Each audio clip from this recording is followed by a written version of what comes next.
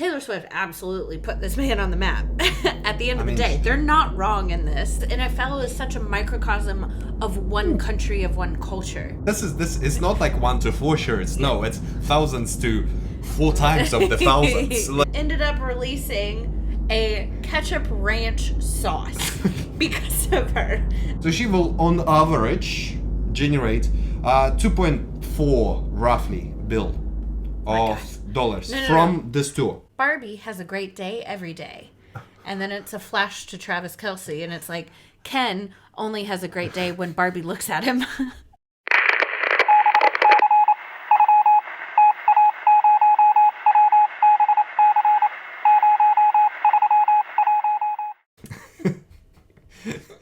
The atmosphere of modern-day society has created the illusion of moral, philosophical, and social lines in between what's right and what's wrong. We examine this theoretical mirage in today's latest topics and controversies. My name is Aleks. I'm Erin. Let's begin. Beautiful. Aleks, boy, have we got a topic today. We are talking about Taylor Swift, Travis Kelce, and gaslighting. Hell yeah. Gaslighting. And gaslighting. Basically. It's the first person in the conversation. Just gonna throw this out. So, I'm sure all of you are well aware of the TikTok trends of girlfriends going up to their boyfriends saying, hey, isn't it sweet that Taylor Swift put Travis Kelce on the map? And this trend started as a joke. Obviously, the man is, he's a professional athlete, 2-time Super Bowl winner, one of the quote-unquote greatest tight ends of all time. He's quite well established within the NFL world. So this trend started as a joke, but it has since devolved, and I think this is really interesting, and I think this is what we should kind of talk about today. So, while it started off as a joke, the compilations of these men's reactions slowly over time became more and more aggressive and angry and upset about it. And I think that this is something that really needs to be talked about. So first of all, Taylor Swift absolutely put this man on the map. At the end of the day, they're not wrong in this. They're really not wrong. He is absolutely a fabulous NFL player. That's true. Record holder, I'm sure, of multiple records. The NFL does not exist outside of America. Nobody knows NFL outside of America. Go to Australia, go to Japan, go to China. None of them know NFL players. However, maybe Japan though. But yeah, it's well, true. Yeah. Just as an example. That's true. But Taylor go Swift to India, whatever country you want to pick. That's true. They're not going to know NFL players. However, they probably know who Taylor Swift is. Yes. So I've got data. Oh, so okay. I've got the compilation. First of all, to say that we have a couple of assumptions here. So first of all, the Eras tour, we just take the new tour that she does. My God. Which is slays, absolutely. Oh slays. my God. But the new tour that she does, right? It's 146 dates, which means 146 different shows. And she does 60 songs in It's her crazy show. though. Insane. It's like 2 hours plus. And it's but beautiful. Sorry. That's not even what it is. The average ticket price at the current stage in America is $455.78. The average ticket price. The average ticket price. For her show. For a show, yes. So now, let's assume we'll give it a half cut, because America is crazy, of course. And now you go to, for example, any other country, and the tickets are going to be cheaper. Well, let's give it $225 per ticket, a price. You fill up the average that she fills up at 72,459 seats. Nice. She average fills it up. Now you can argue that this is because it's all American, blah, blah, blah, but we know that Singapore, on a pre-release, 22 million people are interested in pre-release of Singapore tickets. Yeah. And now Singapore is Singapore. It's not like Europe where everybody knows English. It's Singapore. It's like in the middle of Asia, technically speaking. 22 million people are interested. 4 concerts only out there. What a boss, babe. It is true. So out of my calculations, per each concert, she will on average gain 16,303,000 $1,275. Now you multiply it by 146 dates that she's got. So she will, on average, generate 2.4 roughly bill of dollars from this tour, and which is 2 years. So it ends in November. Yeah. Now that is what she does. That's obviously doesn't show how popular she is or anything, but it shows what she's worth in terms of like culture influence. 100%. It definitely does. This is, well, from what I understood, and I don't have all the data in front of me about this, this is like bar none the most successful tour. This is crazy. In the history of the world. Full stop. Yeah. No, full stop. Yeah. Now let's assume Why are that. you shouting? Oh, sorry. You're so excited about Now let's Taylor assume. Swift. Yes, of course. Now assume that Travis Kelce makes. Sorry. Travis Kelce. Kelce. He's not gaslighting the NFL. Travis Kelce. Oh, fix it up. I'll put L there. That he makes in NFL. Like every game that NFL plays, he's responsible for fully. Let's imagine that. Okay. Like that's how much we're giving it. So we're cutting her prices of tickets in half. So you're saying, And every NFL game, it's because of him. Yep. NFL a year makes around 1.09, so 1.1 bill. So half. Meaning in 2 years, it will be 2.2 versus hers 2.4 billion. Yeah. And that's assuming that all 272 games that every team plays, which is each team will play only 17 of them. Sorry, but that's also to point out, if you're saying 200 something games and she's doing 146 shows. Yeah. She's doing significantly less shows. Yes, so. significantly less. And it's 272 games a year. Yeah. So it's going to be a 500, whereas my calculation, 44 games. Yeah. And it's only 1.1 practically billion. Yeah. So and that's us giving a leeway that he's responsible for everything in the NFL. An absolute boss babe. She is more famous than NFL. Well, I mean, like, it sounds ridiculous, but she beat NFL at famousness. Of course. Like, but also, it's just so silly because NFL is such a microcosm of one country, of one culture. Like, Europeans don't follow football. Australians don't follow football. Indians don't follow football. That's like, true. they're on cricket. Like, they're on cricket, if you're an American watching this, you probably know and can count on one hand, if even one player at all, how many rugby players do you know? Probably none. That's true. Probably none. Whereas here in New Zealand, where we live, in Australia, or in the UK, rugby is like one of the biggest. South Africa, like it's huge. It's absolutely massive. You probably can't name 5. I would bet you can't name 5 rugby players. And then you're up in arms that someone doesn't know a single one U.S. player, and it's like it's not a sport here. But also, I think it's a testament to people's skill. This is something I was talking about with Nathan earlier.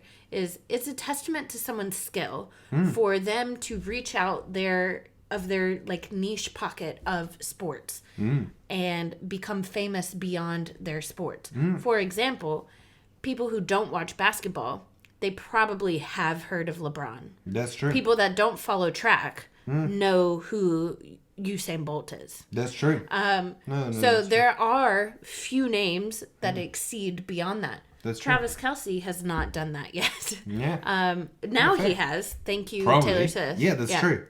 And that's why, like, and we kind of briefly spoken about this, about, like, probably a part of the conversation here is people who gets addressed in the TikToks are just so engaged in the particular subject that they like, what do you mean she put him on the map? Like, he's the legend, you know? And, exactly. And for them, it's oh my gosh, he's a god. But for anybody else, such as myself, for example, or Erin even, it's just nobody. I didn't know who he was before That's she true. did him. That's true.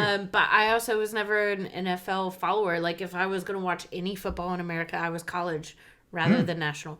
Interesting. Yeah, so that's true. Which is a huge thing all of its own. I also looked at, like, the stats for the most famous, the most outspoken NFL players of all time to be like, okay, well, we might be I bashing. know one of the most famous NFL players of all time in the history because he lives in my hometown. Yeah. Well, funny. Brett Favre. Brett Favre. Interesting. So I don't know who that is, but but I've looked up at 3 different. So National Football League 100th anniversary they did, and they put 100th anniversary of all time team players there. The clutchpoints.com did something, and if it's not Tom Brady. So 2 of them said Tom Brady and 1 said Jerry Rice, who I don't know who that is. We don't mean to offend all the Americans in the crowd. No. I'm American. Fair. Yeah. However, in none of those lists, DeBro made it. But, like literally. No, but to be fair, he's Russian. American football this doesn't is exist in Russia. He used to swim for his country, Russia. And of course, football doesn't make it over there. Everything is popular to its own country and its own culture. Football is an American culture. So Taylor Swift is globally famous. Yeah. She could go to India. She could go to China. She could go to Japan. She could go to South Africa. She does 5 shows in Tokyo. That's crazy. She could go to any country in the world, and someone will know who she is, and she can fill up the seats. If Travis Kelce went on a world tour, he wouldn't be able to do that. He could do it in America, but not elsewhere. But sales for Travis Kelce specifically, since he started dating Taylor Swift. Yes, okay. Yes. Oh, damn. Okay. Since he started dating Taylor Swift, did you look into this? No. Okay. No. So see, that's what I looked at. I'm going to give you a little perspective here. Okay, go for it. The jump in, I don't know how much research you did. Okay. Chiefs is the team he plays for. Yeah. Yep. Mm-hmm. Coming up is a Chiefs-Jets game. Yeah? Okay. Chiefs versus Jets. No, yeah. Since Taylor Swift started dating him, the ticket sales for the coming up Chiefs-Jets game jumped up 175%. 3 days after her appearance at the September 24th Chiefs game. Well, if you have a chance to see Taylor Swift, I'd be like, yeah. But the problem is fans of the NFL sport aren't able to get tickets anymore because Swifties that's pretty shit, yeah. are buying up the tickets to go. Okay. So, but it's a good time. So, let them, share the love. Yeah, for sure. Nearly 20% of the tickets for the October 1st game were sold the night that Taylor Swift appeared. At the they just, and it ended up becoming the second highest selling game for the weekend, only behind the Patriots and the Cowboys game. Okay, are they particularly famous or why? Yeah, Cowboys are the gods. There's a famous phrase. There's a famous phrase in America where, when you're stuck in this moment where you don't want to make small talk and you don't know what to say, and most people go, "Oh, how's that weather?" The American equivalent is, "So how about them Cowboys?" So it's a football joke, inside joke. Anyway, Okay, interesting. Okay, fine. So between Sunday, September 24th and Monday, September 25th, ticket resale platform SeatGeek saw a 26% increase in average ticket prices for the Chiefs and Jets game. So because of her, the Chiefs-Jets game, sold it, basically. Tickets went up 26%. Average ticket prices started at $168 on Sunday, then jumped to $212 on Monday, and continued to slowly increase to where on Wednesday the average ticket was $245. That's crazy. So she brought up the ticket sale price by $100 just because she showed up at one game and is dating one of the players. Just want to throw that out there. Well, allegedly. So we don't even bloody know. No, they've confirmed it. I did confirm it. Okay, Okay. There we go. Another ticket sales site confirmed to CBS News that prices for the tickets for the upcoming Chiefs Jets game increased 14% since she showed up in the box. So I'll just keep going. The Vikings Chief game, which is on October 8th, have increased sales by 121%. So sales increased 121% because of that. And Travis Kelce's jersey, his sales for his personal jersey alone has increased 400% since she showed up in the box at his game. Good. 400%. That's a lot. So you want to say she didn't put him on the map? She absolutely put this man on the map. That's true. And like, hey, I think it's important to note, to kind of acknowledge the people who say that he is at the first of all, he's a very good player. Probably, I don't 100%. know. Like he's probably 100%. very famous. So that's again like one thing is you having like a one shirt sold per month. Like he bloody doesn't. He sell a lot of shirts a month, and then you have 400% raise. Like this is not like 1 to 4 shirts. No, it's thousands to 4 times of the thousands. Like this is a lot of difference. No, it's a lot. I want to tell you the funniest Go for it. meme / price increase or whatever you want to call it since she showed up. So someone took a photo of her. Okay. And in the photo, on the table that she's sitting at, there was a piece of chicken. Okay. And there was 2 little blobs of sauce on a plate. And it was ketchup and one was ranch. And so Heinz... How do you know it's ranch? I don't know. But whoever took the photo tweeted out, look, it's Taylor Swift eating a piece of chicken with a side of ketchup and ranch. And they literally tweeted this out as news.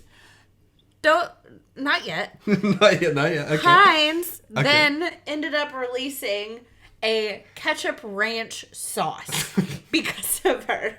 I just want to throw that out there. Like, look, she bloody makes a difference, mate. The condiment has now been called Cranch and is a limited edition, and it's an ode to the now viral Swift post about chicken and ketchup and ranch. I just want to throw that out there. This is pretty intense though. But like that shows that how like virally successful she is. Oh, it's like incredibly successful. Also, another one of the memes that I think is really funny that I think your reaction to would be great. Okay. Is it's a quote. You went to see the Barbie movie, right? Mm-hmm. It's a quote from the Barbie movie where it's her performing on her Eras tour in all her outfits dancing, and it's the voiceover from Barbie where it's Barbie has a great day every day. And then it's a flash to Travis Kelce, and it's like, Ken only has a great day when Barbie looks at him. That's savage, though. That sounds like a 4chan kind of thing. That does sound like that. Oh, yes, that's very good, though. It's pretty savage, but it's very good. No, I mean, but like all jokes aside, like he's a famous guy. Oh my god, no, he's genuinely considered to be one of like the greatest tight ends in the history of football of all time. Can you explain to me, because and majority probably of the people don't really ask me to do positions. No, that's not a position. I'm just like, what does it mean to be a tight end? Yeah, don't ask me positions. Because like when you say tight end, I think somebody is testing for your prostate cancer and you break his finger. Aleks, like this is tight end. Stop. I really don't. Stop. Stop. What the fuck? No. Okay. For shame on you. Because like honestly, for shame on you. Fair. Because I know only quarterback. That's all I know. I don't even know what it means, but it's a quarterback. That's not true. You know running back. Quarterback and running back are like the two titles. I don't know running back. Yeah, you do. I know do. quarterback.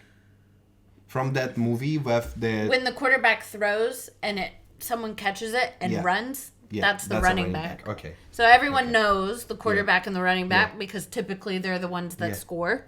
What was that viral movie with a... viral movie. What was the great movie with the Adam Sandler? Oh, I hate about it. The football... I hate Adam Sandler, Waterboy?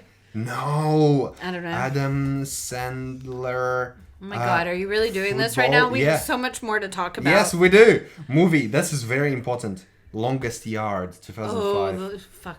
I'm That's such a an great idiot for not movie. saying that right. That's a great movie. By the way, Why did I go to the water boy? I was Russian watched that movie. Like, that was a great movie. I cried so many times about it. Okay, let's go. Anyway, what I want to get into something a little bit more serious and deep regarding this Taylor Swift TikTok trend, where the women go up to their boyfriends and they're like, hey, isn't it funny how Taylor Swift put him on the map? Which did start as a humorous joke. But the compilations now, there are hundreds of videos out there, thousands of videos now, where the boyfriend in this instance doesn't take it as a joke, but reacts quite aggressive and angry about it. And I think it speaks volumes to the point of where we are in society and just our overall psychology. Because women are so used to having their fame or having other women, she's only famous because of him. Like, that's just, it's standard. It's part of our life. It's part of just what we've kind of had to grow up listening to. And I think it's quite a shock, psychologically speaking, for men to kind of experience that on such a global scale for the first time. I'm sure it's happened before, but I think this time, because it's so globally happening now and universal, we're all experiencing it together. And I think it's quite a interesting psychological and societal revolution to know for men to react quite upset and angry, going, oh no, he has his own, accolades, he has his own trophies, he's a 2-time Super Bowl winner, he's this, and that is an absolutely fair argument, even though it does exist within the microcosm of America. It's an absolutely fair argument to make, because he is successful on his own, and he didn't need Taylor Swift to be successful. She has grown him more. But I think because us as women are so conditioned and used to it, we took it as kind of like a joke. We understood that it wasn't necessarily like taking away his success, but it's something that we've had to deal with our whole life. And men are coming at it angry and aggressive. And I've gone down the rabbit hole. So I've got some stories to tell you. Can I just say, whilst that conversation is happening, that there are a few things around this particular thing that kind of trigger me a little bit, make me a little bit uncomfortable. And I would wish to everybody to kind of be, and to kind of see what I think about it, is part of the thing that we do sometimes as a very social species as we are, is to use our leverage with our friends, like, oh, I'm friends with blah blah blah, or I'm a spouse of blah blah blah, to kind of get ahead in life, and that's great, and it's absolutely okay to do. This is fine. However, are you preaching for nepotism? No. What I'm saying is we shouldn't define people as, and we shouldn't really define ourselves as, or I'm a wife of this, or I'm 100%. A husband of this, and it's like it's such a wrong way to look at the world as well. 100%. From the perspective of people. No, that's true. This is what I'm agreeing with you on. Like 100. Like, we normally don't agree, so this is wild. This is wild. This is wild. This is wild. No, it's true. Nobody should be defined as their own identity in comparison to someone else, or that's alongside someone else. Alongside someone you else, should be seen as your own individual. You are the thing. Yes. Yeah. Because you're not a commodity. You're a person. Exactly. You're a person. Yeah. But for all of history, fair. It was a lot. And here again, another kind of hot topic, a little bit another kind of up moment. Are you taking me away? No, I'm not taking you away. And as I'm saying that is viral on the TikTok to a lot of reasons. However, I think that's also viable to say that because it's so just outraging that they're reacting the certain way.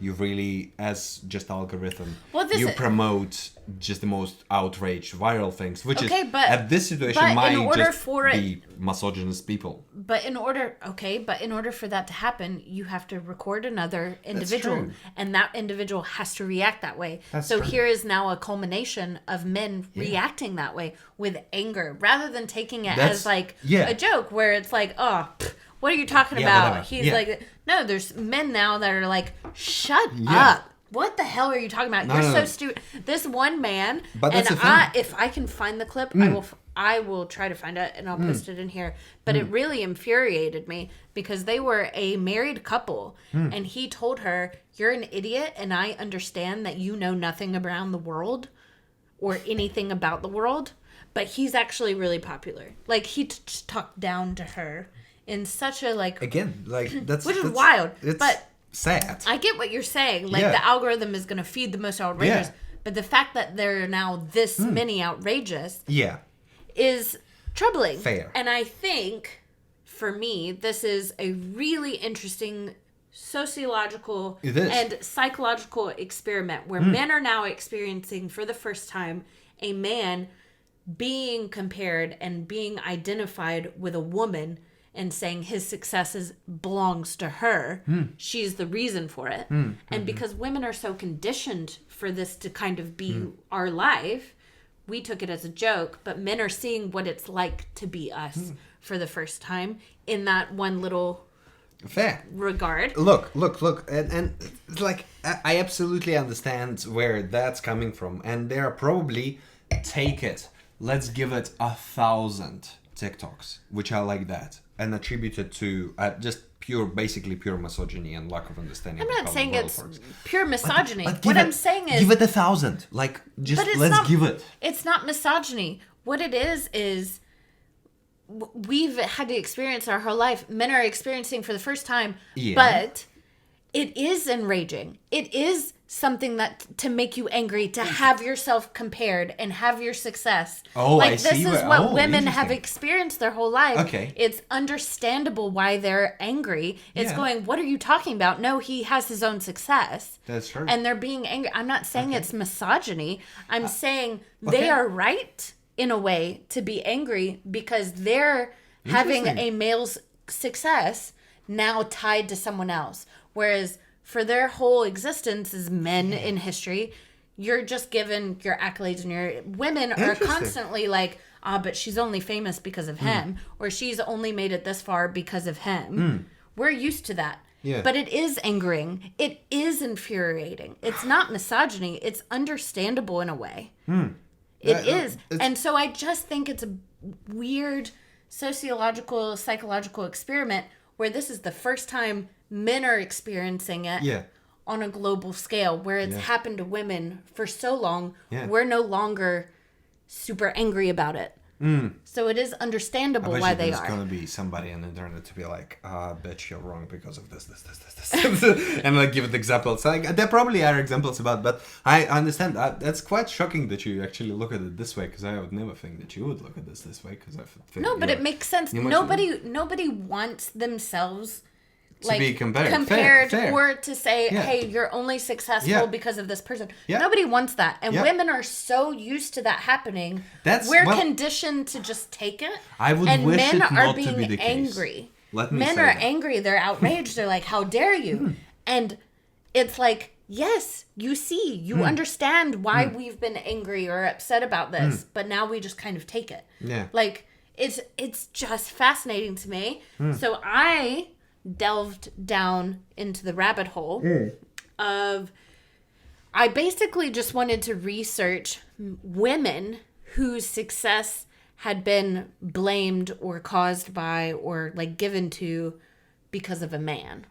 And what I ended up doing is going down a like similar rabbit hole, but it is fascinaking.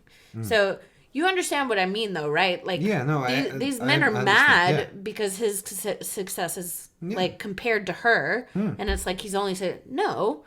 But I understand that anger, and women have felt that for so long. So that's true. Let me tell you a little story. Go for it. This woman's name is Margaret Rossiter. Okay. She is a fascinating woman. Go and look her up. Yeah, I've never heard of her. No, that's fine. Yeah. In 1969, she was 24 years old. Okay. She was at Yale studying. Damn. Okay. Yeah. And there was 1969. Damn. Yeah. Like she was before the 70s. year we went to the moon. No, but it's a few years before America actually given somewhat of a recognition of women's rights. No. 70s, right? No, This is most 70s. women went to college like even during like the 20s and 30s and 40s. The point was though to graduate and just get married. You were to like become educated. Yeah, but you go to Yale. Like it's not like you're going to a college. You go to Yale. Like Okay. Okay, Yeah, so 69. Okay. So she went to Yale in 1969 and they had this like informal professor student like get together hangout period. Okay. Particularly in the school, and she would hang out there every Friday. Okay. And people would drink beer, they would smoke their pipe, they would have discussions about things. Yeah. And they would make jokes. It was very informal. It wasn't a class or anything. And she just kept going. Okay. And one time when she was there was kind of a lull in the conversation amongst the crowd. And Margaret Rossiter, she threw out a question to one of the professors. And she said, were there ever any women scientists? And she received the answer, no, never, none, from her professor. And it was like, he went very stoic. And he was just like, no, never, none. And she got this impression where, okay, this is not a subject anyone wants to talk about. I shouldn't talk about it. They're shutting this conversation down. I'll be quiet.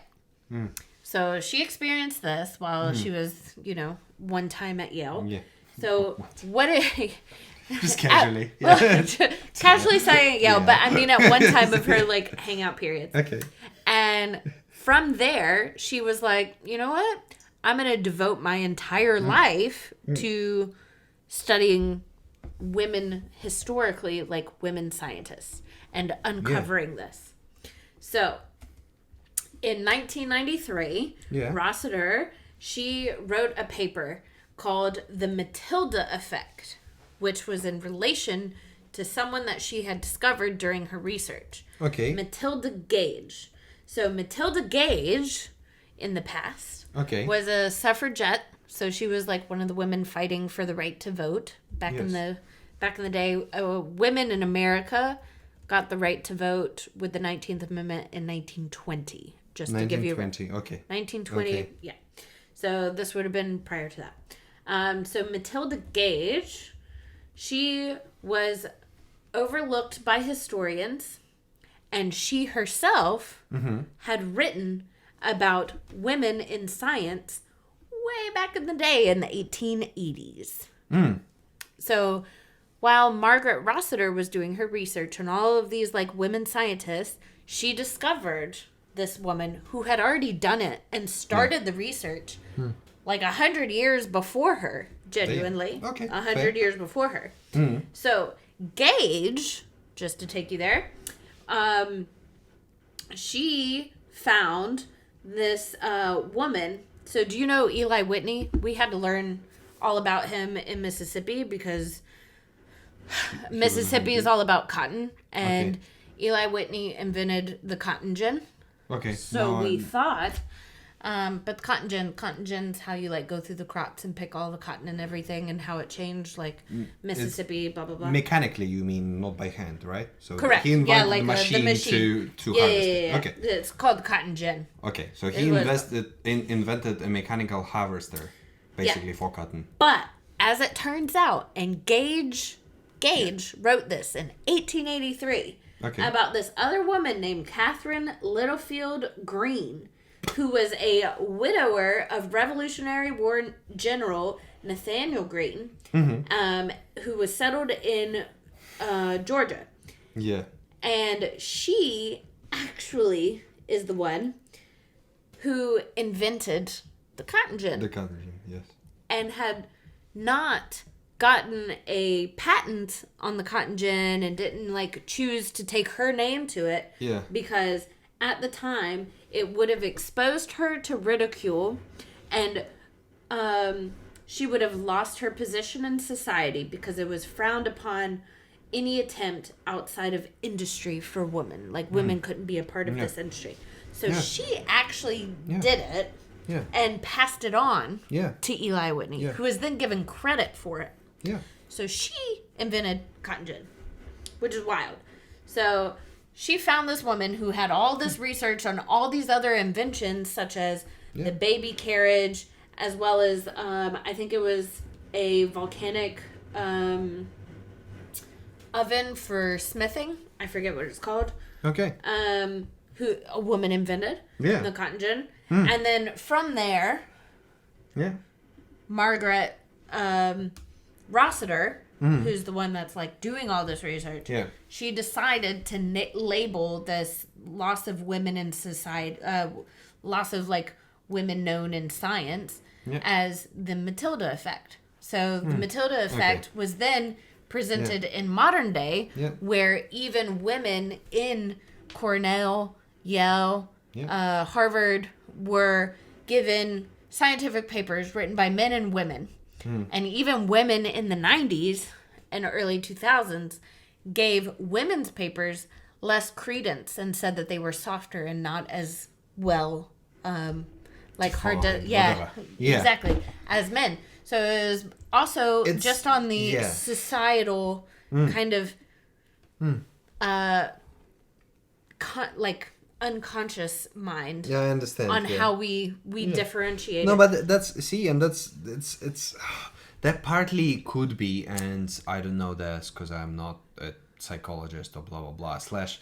It takes a lot, but there is some kind of research to say that women tend to laugh more at the man, and men tend to laugh more at the man as well. So like men tend to be found to be more like... why this is? This like came out, it was talking about the sense of humor between a man and a woman. A man defines somebody's sense of humor by how much people laugh around them, versus women define sense of humor as how much they make me laugh.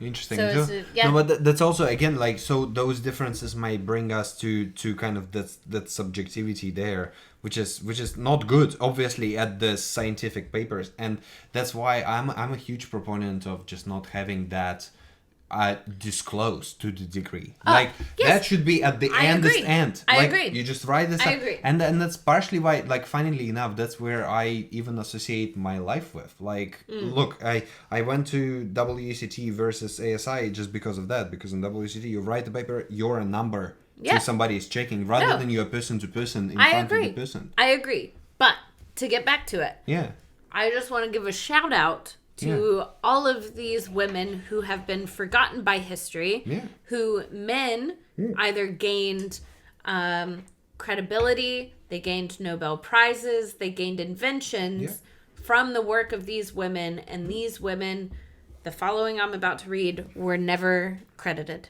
No. So I just want to give a shout out to them.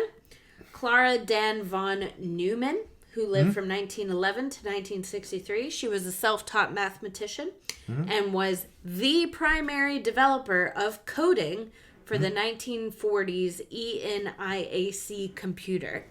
She was never listed as an author on the paper. Ever. So I just want to... Jocelyn Bell Burnell. She was a doctoral student in radio astronomy at Cambridge University in the 1960s. She was the first in her lab to discover the astronomical object that would lead to the identification of pulsars. Oh, wow. Despite her obvious contributions, she was never included in the all-male citation when her team won the Physics Nobel Prize for this work in 1974. She was, like, in modern day, given credit now, but she was not at the time. She wasn't, yeah. That's sad. That's sad. Well, this happened all the time throughout history. Chien Shiung Wu from 1912 to 1997.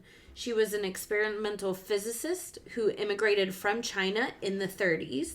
She was recruited to the Manhattan Project for the U.S., where she worked on uranium enrichment.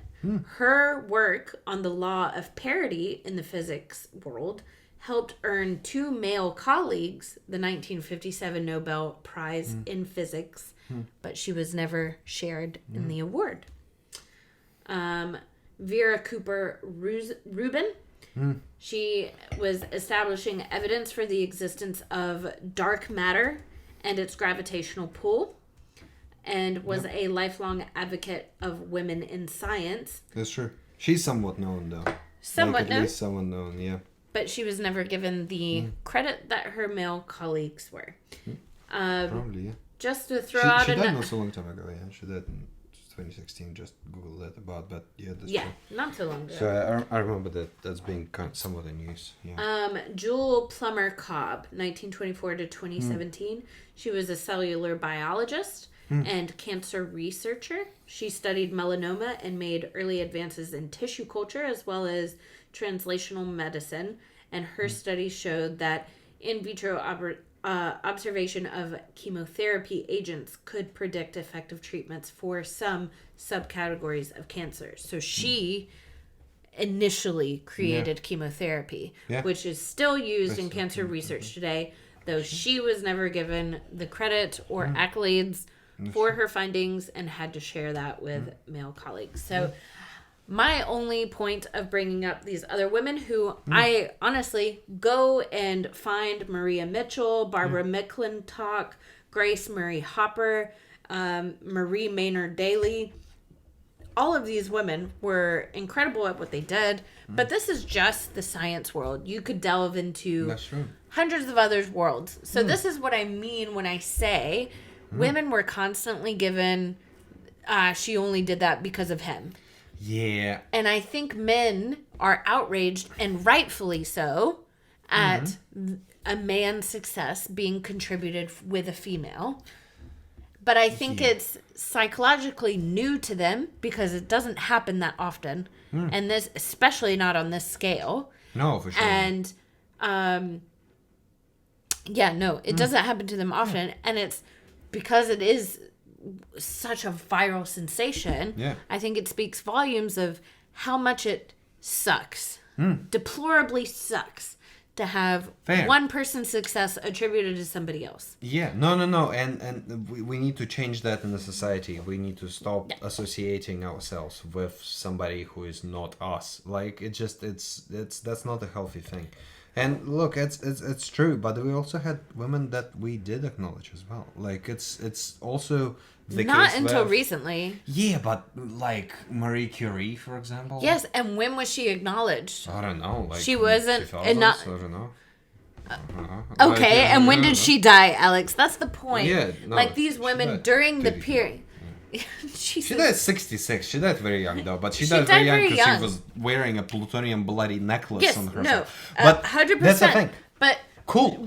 She was not given the credit at the time. Fair. We know this in retrospect. Yes, to some degree. We know this historically now. She was in circles, though. But there were not a lot of, it is very few and far between where during that period of 1600 to present day that women were given the credit and accolades they deserved. And men are just seeing that for a sliver, for a second. That's true. They're mad about it. And it makes sense. They should be mad about it. I think we shouldn't generalize that far. I think we should say that what do you mean? That happens. But I don't think it's man general. I think there are the people who I'm do not that. blaming men for it. I'm blaming society. Because a single man might be like, "Oh yeah, she deserves this." But his boss would be like, "Nah, I don't want it in there, blah blah blah." Yeah. Or his coworker might be like, "Nah, don't do that." It's actually interesting, I mean? yeah. Like it's just social, the societal kind of social versus personal. Like everybody can be not sexist, but then on a social level we can be just like, yes, it's better if it is a man. Exactly. Like, it's actually quite interesting. No, it's quite interesting to notice. 100%. But look, and this is what women have been subjected to for that's a very not long good, time. and we need to change. Not. I'm glad you recognize that. I think that, and that's a thing. Like, we need to change not the fact that now women are allowed to be bigger than men in terms of popularity. I think that's what's wrong, the idea there, and I wish to put it out as we need to change that we associate people with people. That's an what individual. Full stop. That would be great. Just there. Just that would there. be great. And that like, would yeah, be great. like, because it's not healthy. Yes, but it's amazing that sometimes it takes men being angry at a woman doing this for us to come to the conclusion as a whole that it should be individual. Fair. Do you realize how long it took? That's pretty how bad. long it took society to get there? Fair. And look, our like the agenda that we unfortunately got subjected to, especially in the Western world, due to the fact that we are settled on very small pieces of land that we battled over so much, that developed such a like very engravedly sexist society. It's problematic, and we are past that point. I'm glad you recognize it, though. We are past that point. 100% we are. And what I think is, I think we should stop. And that's funny. If we weren't past it, she would not have had the most successful tour of all time. You know what I mean? Fair. No, absolutely. We are past it. Yeah. Like, objectively, we're past it. Subjectively, though, that's where the problems become. Because subjectively now, there are people who are like, oh, no, blah, blah, blah. Like, and there are people who, first of all, are actually sexist and actually believe that women are the second-grade citizens. But there are also people who don't, but there are, there are societal pressures around the thing, such as, well, you're fine to take this day off because you're a woman or blah blah blah. Like there are lots of things that we are societally relate to. Like, for example, and we had it together as an experience. There are certain cultures which allow women, for example, to just take a day off because they are on a period, and not because they are actually in a great pain, but because they just run a period and they should rest, like things like that. Like, this is also related. It's kind of, it's a double mirror there, but it's related to that sexism of the fact that men should do all the job and women should be at home and be home thing. Yeah. Like, and it's objectification in a sad way, and we should really get over that. I 100% agree. What I'm saying is, this moment where men are experiencing this is helping society. Oh shit, yeah. Moving there because they're going, no, I'm angry. And it's like, of course you are. Finally, you understand. You get it. And then it shifts. Yeah. So it's that understanding and taking that moment to understand the other person's perspective. Fair. No, absolutely. And I couldn't agree more with you here. However, within that being said, again, and it's kind of coming back 30 minutes probably to the conversation where, yes, it's a lot of it is really an algorithm that just pushes the most radical point there. And 100%. I think even if there are 1,000 men who are just pure misogynists going on, but that's TikTok, not misogyny. That's anger. That's derived from their opinion that the men are better than women. For the degree. I think that's where it I don't think. See, this is where I disagree with you. I think that's where. I think it's them going, oh, his success has nothing to do with this woman. And that protectiveness. He's successful on his own. Before her, nothing to do with that. Exactly. Woman. His success after her. Yeah. Well, no. I think for them, it's he's successful regardless whether she's in the picture or not. Because he's making 30 mil. Like, that's his net worth. He's blah, blah, blah. Like, and so it's he is successful regardless of her. And it's that anger. And I think that's the anger that women have felt so much throughout history is she's successful. Yeah. It doesn't matter about him. She's amazing. With or without him. She's great. And it's just them... It's catching up to it. Understand it. So I just think, because it's one of the first times globally that's happened for men, and they're psychologically experiencing it for the first time. On that kind of scale, yeah. On that scale... like it's a good thing. Oh shit, yeah. And will help them understand why it is so infuriating when women are told, hey, you're only successful because of this. Yeah. You know what I mean? Yeah. I think it's great. It has nothing to do with misogyny. It has to do with I protecting... think it's something to do with misogyny. I don't. But I understand your point of view. I think I'm just a step further there to say that the reason why it happens is because we're systematically set up for this. And I think it's protective of... Because women would get angry about men saying the same about women. Yeah. Why would men say that about women? Yeah, but Again. we understand it's not sexism. It came from like the joke place first when women said it. And I think men... It did. Men aren't angry because they're misogynistic. They're angry because they're going, oh no, he's an individual. Yes. And his success is his own. I agree regardless with you. of another person. That's true. But and now they're going, oh shit, this is why women are pissed off. I agree with you. Yes. No, but I'm just kind of looking at a little bit more of a historical line and be like, well, that's derived because of the like actual sexism that's been happening for so long. That now it's like, it's not because that man is sexist in their heart.